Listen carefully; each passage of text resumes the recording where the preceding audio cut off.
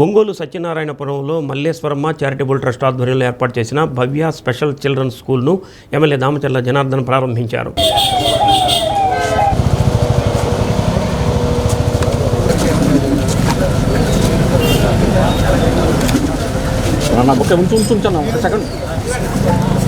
ఇప్పుడు బొక్కే పట్టుకోండి.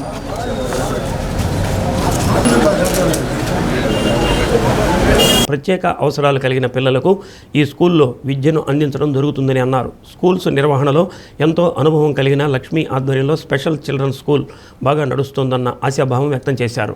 AMC chairman Rathagari Venkatarao, వడా చైర్మన్ శేఖరియాద్, టీడీపీ జిల్లా ప్రధాన కార్యదర్శి కోటారి నాగేశ్వరరావు, నాయకులు కామేపల్లి శ్రీనివాసరావు, మంత్రి శ్రీనివాసరావు, టీడీపీ కన్వీనర్ విజయభాస్కర్, తెలుగు మహిళా ప్రతినిధులు అరుణారెడ్డి, నాళం నరసమ్మ, కుసుమకుమారి తదితరులు పాల్గొన్నారు.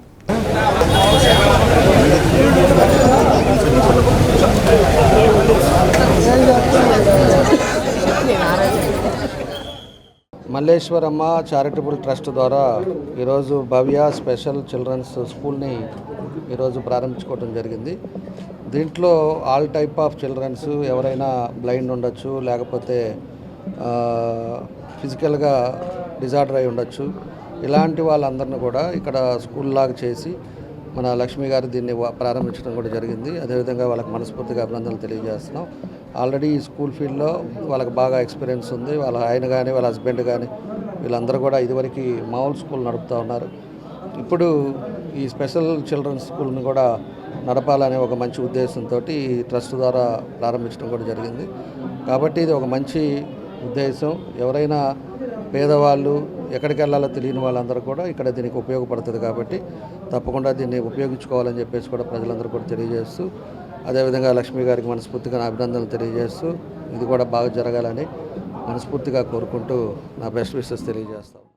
10 సంవత్సరాల క్రితం నాది ఈ ఎయిమ్, కానీ నాకు అప్పుడు ఎటువంటి ఇది లేక నేను చేయలేకపోయాను.